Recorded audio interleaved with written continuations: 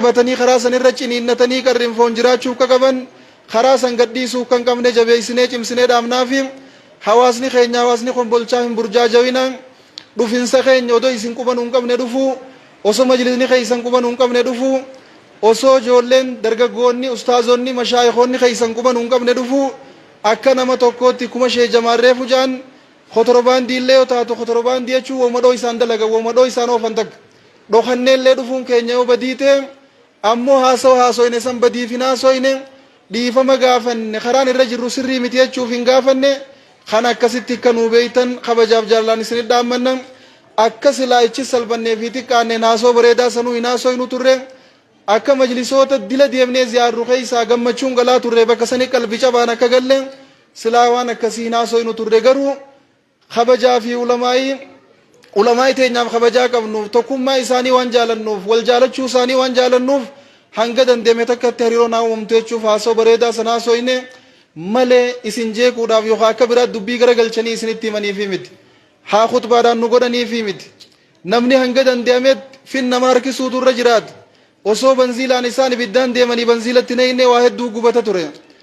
akka isaan oowwani silaa oowwine waa hedduu bada ture hin oowwine ni qabbanooyne hin oowwifne ni qabbaneeysine hin qabsiifne ibiddani dhaamsineen baanan if qabneeti if qabuu dandee'uu keenya caalama agarsiifne osoo nu jibbanii maxxanfachuu keenya osoo nu lolanii toluu keenya caalama agarsiifne silaa ichi booda waatu bada ennee yaanne kar tokko deebine tolle waliin akaafne ennee yaanne malee wal jala akaafne ennee yaanne waliin nyaanne ennee yaanne malee wal nyaanne ennee yaanne haa ta'u akki nuti yaanne nuun taane hundumaafuu dubbii asiifichi dheere isaan olloo hawaasni keenya hawaasni kombolchaa fanahnu maakum nuti isinii wajjiin jirra nuti isinirraahi fanahnu minkum wa antum minnaa jechuuni barbaanne warra kombolchaatiin allahu akbar isin nurraahi nutilleen isinirraahi wanti isin gaddisiiftu nu gaddisiifti wanti isin gammachiiftu nu gammachiifti wanti isinii taatu nuuf taati wanti isiniif hin taane nuufilleen taatu waan hagarra jirtaniin waan aqiidaa haqaarra jirtaniin waan daandii sirrii irra jirtaniin fanahnu maakum wa antum maanaa isiniin jenna aqiidaan teenya akkuma reefu yonne aqiidaa ulamaa'ota keenyaa tashee adanfaan irra nu dhiisan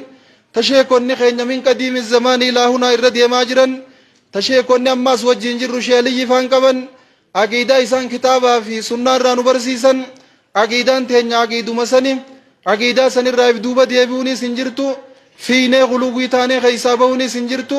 isii irratti if eegaa isii irra jiraanna isii irra jiraanne isii irra duun allahu akbar allahu akbar kanaaf ulamaa'ota keenya hunda isaanii nuti ni jaalanna isaan sanillee akka obboleeyyan keenyaa tokkon ni jaalanna maadaama dubbii akka dheengaddaa afarsan kanatti afarsanii waliin nama dhahuun isaan biran jirreen maadaama fireen irra ejjatanii suuta deemuun bitaa mirga isaanii ilaalanii gara haqaatti as deebi'uun isaan bira jirtuun waliin deemuun keenyaaf han qabu tafarruqa hadiisninis quraaninis hedduu balaaleeffatan jammaa keeysa achi bahanii kophaa deemuu hadiisninis quraaninis ni balaaleeffatan ulamaa'oninis akkasuma balaaleeffatan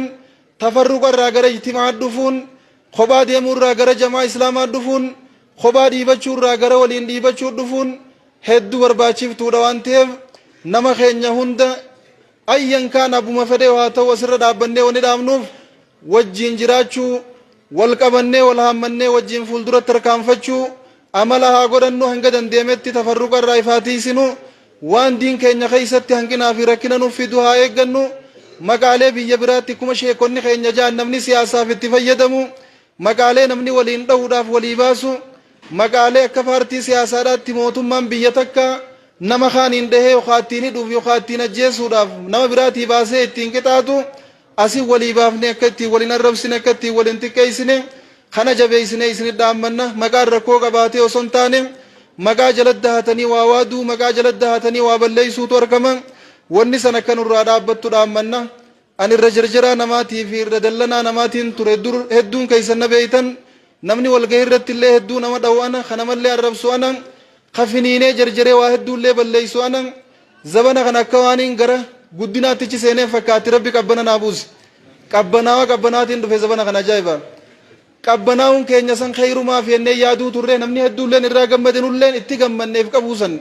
garuu if qabuun keenya san badiitee argame barana ajaa'iba rabbiitii gaafa qeensonni seenan if qabeetiin qaallicha silaa duullee mana kiyya naqee osoon ibidda harkaa qabu irraa if qabee isa najaa baasee deebi'ee ifumaa ibidda seenan waan ajaa'iba isinitti ta'u dhiyoo tanaa nama akkasin nakka'u ifiitii yaa jalaa if qabeetiin tasgabbeessuuf yaalii godhee qabbaneessee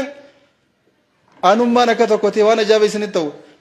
yeroo garii nagayaan eegatti nageenyi sababaa keetiin baduutu argama ta'arraa tana nageenya yookaan nageenya lafa qabachiifnatti warri kombolchaanuun nagee dhabanii irra deebinee dhiifama isaaniin jecha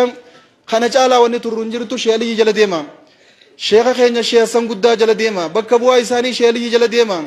waan isaan faalleessu waan faallaa isaanii deemu hanga dandeessanitti firraa eeydanii bakkuma hundaa hawaasni keenya baasaa jiraatu dhiha keeysaa isaa jiraatu ala ulamaa'ota sunnaa ulamaa'ota haqaa jala deemuu akka qabaniin jabeessee cimsee dhaamaa fi sheekota keenya warra oowwi kun itti jiru warra oowwa kana fuudhanii bakka hin taane geessanii hawaasaan oowwisaa jiran akka hin taanetti hiikkatanii hawaasaan jaamsaa jiran akka hin taanetti oofanii hawaasaan burjaajeessaa jiran makiinaan teessan isfiidiin hedduu dabaltee fiigaa jirti fireen irra ejjadhaa suuta deemaa jechuun hin barbaada insha allahu ta'ala rabbi kar tokkon nu haa deebisu warra agiidaa qulqulluu agiidaa ergamaa rabbiitii fi tan salaftoota tan saabota taabi'oota irraa nu gaddufte san qabatee warra irra jiraatu rabbi nu haa taasisu bismillah isan rabbi nu haa taasisu kana caalaa wanni haasoynu jirtu insha allahu ta'ala yoo rabbiin keenya fedhe sheekh keenya sheeliyyi durillee dhufaat turre isaan bira gaafa muhaadaraa sagantaalee garagaraa qaban jidduu tanatti wallee karaa sheenini hammaatee jaansanii addaan nu mureensiyan yoo rabbiin fedhe walit deddeebinee wal harkuun keenyaaf han qabu nuu jabaadhaa nuu jiraadhaa walit deebina wal agarra gammachuu irratti balloo irratti khilaafaa jidduu teenyaa badee nageenyi bu'e insha allahu ta'ala akka wal harkinu abdii qabna khilaafni reefu magaalaa kombolchaa gatta'anii rakkoo hiikuun barbaachisaadha akka hawaasaatti sheekni keenya janii dubbachaa turan rakkoon hawaasaa fi hawaasa jidduu yoo jiraattees hanga dandeeme takka tarkaanfii irra fudhatanii hiikuun ulamaa fi ulamaa'ii jidduu yoo jiraatte dhimma islaamaa wanni godhanneef rakkoo akkanaa hiikuu fi majlisni dhimma islaamaa waan barbaachisu dalagee tasgabbii hawaasaa buusuun biyyaa buusuun dirqama isaanii ta'uudha asumaan itti dhaammanna majlisa kan namni irra taa'u kan nama dura taa'u osoo hin taane kayoo irra taa'an markaba ta'ee namaan deemu ta'ee akka argamu asumaan warra majlisaatiif dhaamna osoo isaan jiranii nuti wal nyaachaa ooluun odoo isaan jiranii nuti wal lolaa ooluun hawaasni jaamee kara goruu dhabuun xiqqeenya bakka rakkoon akkanaa jirtu irratti hirmaatanii manguddoo biyyaa hawaasa walin yaamanii hanga dandeemutti ulamaa'ii tana qalbii kar tokkotti kan uu deebisan saniin asumaan dhaammachuu barbaadan amata hedduu wal aane amata hedduu wal nyaanne wal nyaachuun keenya hawaasa kana miidhaa fidaa jirti hawaasa kanaan nu jidduu nyaadhamaa jira akka hawaasni nu jidduutti hin nyaadhamne wal nyaachuurraa gara waliin nyaachuutti deemuu akka qabnu deemuu akka dandeenyu majlisni nu jidduu bahee tarkaanfii barbaachiftu fudhatee qaama silaa yaammachuu qabu yaammatee waan kan akka sirreessutti dhaammanna yoo didamtee qaaliin isaanii didame gara tarkaanfii itti aantutti illee deemuu akka qaban asumaan dhaammannaan baana eenyuu haa ta'u isa badiirra jiru eenyuu haa ta'u isa sirriirra hin jirre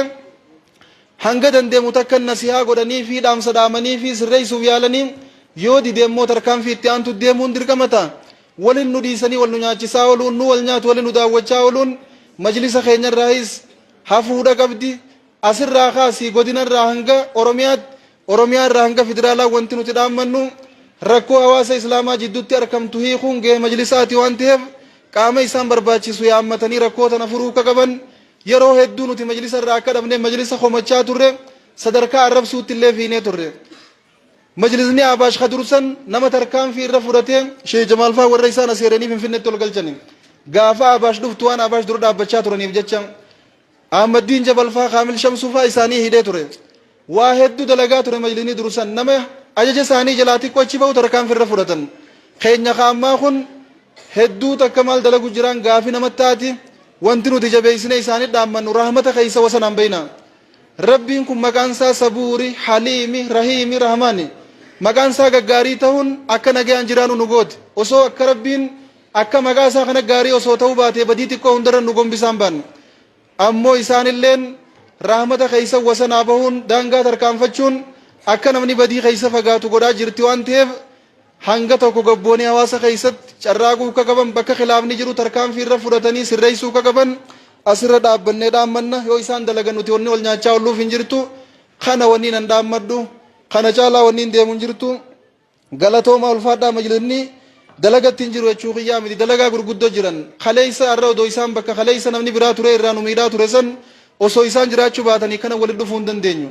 keessumattuu warri irraa asii walii qabamne warruma isaan balaaleeffataa turan santu asii wal ga'e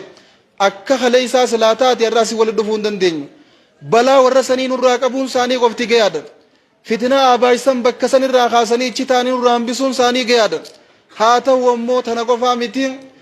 waan biraallee cina dabaltanii hanga danda'ametti akka abaashitti illee fitinaa uumaa isiniin hin jennu akka ija haqaa saniin gabbuutanii isin abbaa hawaasaati abbaa ulamaaotaati ulamaa'if bakka buutan biyyaaf bakka buutan waan jidduu hawaasaa abbaa fedhe caalan abbaa fedhe caalan eenyumaa yoo ta'e nama nageenya qabu nama nagee hawaasaa eegu nama nagee biyyaa eegu wajjin jirra nama nagee biyyaa eeguuti yoo ta'e ammas bakka durii deebi'uun keenyaaf hanqabu asaa rabbukum an yarhamakum وإن عدتم عدنا أكز جامع ربين جيكم سوا ساتي وفيوتي بكم دينو بردا دين كينيا هو اسم لبان قبوه بردا نجج بردا نو برد دين كينيا هو اسم لبان قبوه بردا نجج بردا نو برد لبون